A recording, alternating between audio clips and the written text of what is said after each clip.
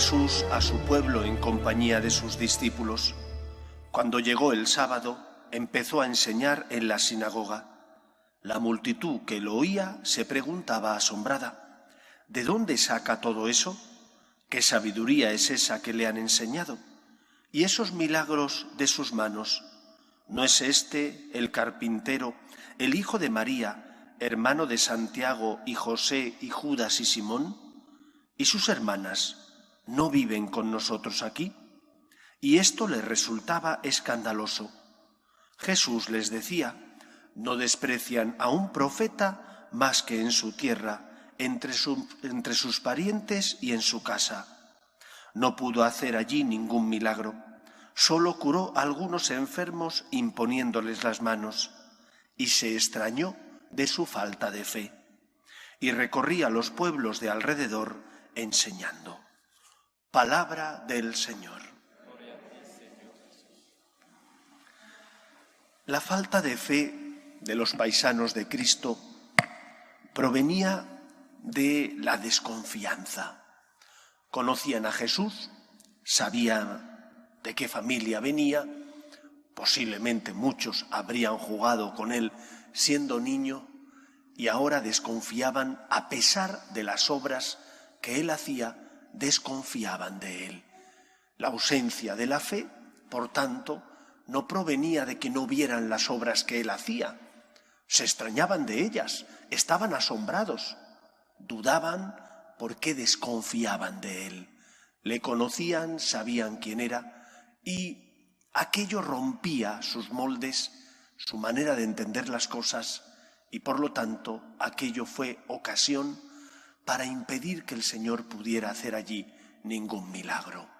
La falta de fe, que proviene de la sospecha, de la duda, de una forma de vivir que consiste en ponerlo todo en tela de juicio, hizo que sus paisanos no pudieran disfrutar del amor de Dios.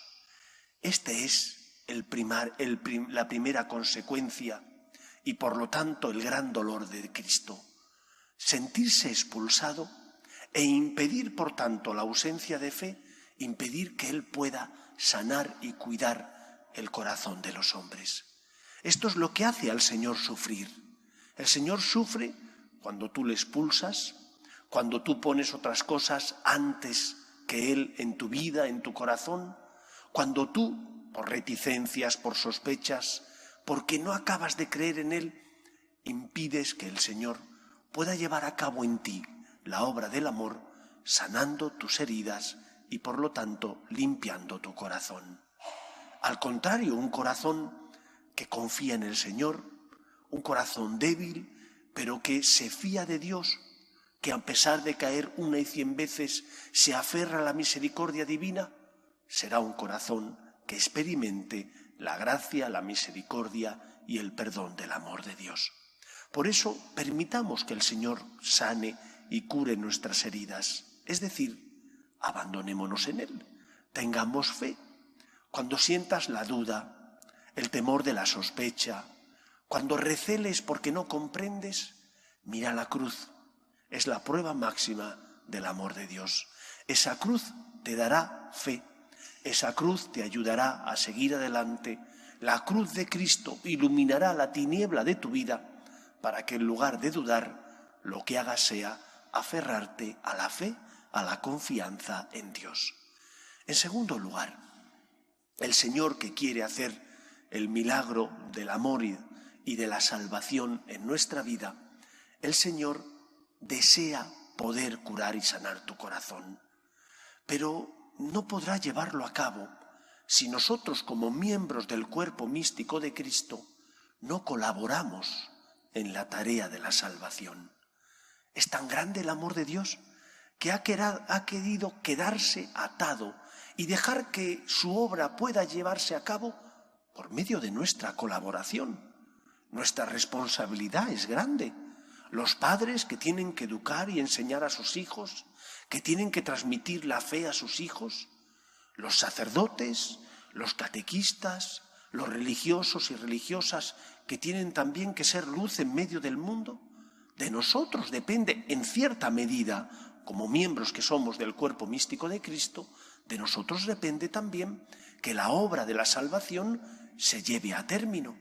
No porque nosotros vayamos a salvar, sino porque nosotros podemos ser cauce de la salvación de Cristo. Si hubiera habido fe en el pueblo de Jesús, si hubiera habido personas que creyeran en Él, habría hecho milagros. Como faltó la fe, como había desconfianza, el Señor no pudo realizar ningún milagro. ¿Esto qué significa? Que cuando yo en mi familia vivo como una persona de fe, allí se realiza el milagro del amor. Pudiera ser que tus tíos, que tus primos, que algún familiar tuyo no tenga fe, pero si tú tienes fe, se llevará a cabo la obra del amor allí, se notará y tu fe podrá tocar el corazón de las personas que están a tu lado. A mí me duele, pero profundamente, cómo desde la Iglesia se percibe esta ausencia de fe. Desde los propios eclesiásticos, religiosos, sacerdotes, se percibe esta ausencia de fe. Ahora, por ejemplo, donde tantas veces desde la Iglesia se dice que tenemos que luchar para defender la casa común, la tierra. Me parece muy bien. Hay que defender la casa común, la tierra, como algo que es obra de Dios y que por lo tanto tenemos que respetar las normas que Dios puso en nuestro corazón. Pero vamos a las motivaciones. ¿Y qué motivaciones se utiliza? El egoísmo. Hay que defender la casa común porque se nos viene abajo. Hay que defender la casa común porque si no defendemos la casa común estamos atentando contra la naturaleza. Todo eso es verdad. Pero ¿cuándo se habla de Dios? ¿De los derechos de Dios? ¿Qué motivaciones estamos utilizando? Solamente el egoísmo, porque si no haces esto, vamos a echar abajo la tierra y entonces el ser humano morirá. Habrá catástrofes, que ya las estamos padeciendo, el calentamiento global y no sé cuántas otras cosas más. Pero no se habla como motivación respetar lo que Dios quiere, respetar los derechos de Dios. Oiga, que yo hablo como cristiano, que yo formo parte de la Iglesia y que por lo tanto, si tengo fe y creo en Dios y creo que Él debe ocupar el primer lugar en mi corazón, para mover el corazón de las personas tendré que decir, lo primero es que usted tiene que amar a Dios. Y si ama a Dios, respetará la obra de Dios. Y si respeta la obra de Dios, respetará la naturaleza, la dignidad de la persona. Si no vamos a motivaciones religiosas, es porque no tenemos fe o porque, desgraciadamente, hemos caído en el relativismo en el que vive gran parte de nuestra sociedad. Tú tienes fe. Los que tenemos fe tenemos que ser luz en medio del mundo. Tenemos que hacer posible que Dios pueda hacer milagros, el milagro del amor, de la salvación, porque cuenta con nuestra fe. Porque al tener fe, el Señor entonces lleva a cabo la obra del amor tocando el corazón de las personas. Que se note que somos personas de fe, porque creemos en Dios, porque intentamos ser fiel al Señor, porque Él ocupa el primer lugar en nuestro corazón.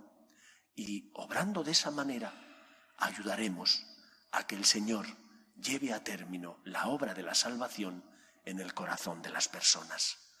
En Nazaret no pudo hacer ningún milagro, porque sospechaban de Él.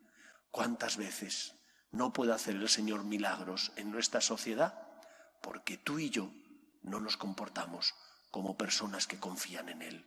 Si confiáramos en Él, el Señor obraría el milagro del amor, de la salvación, sanaría y tocaría el corazón de las personas.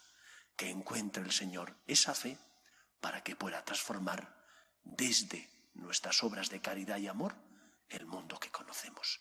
Que el Señor nos ayude. Nos ponemos en pie.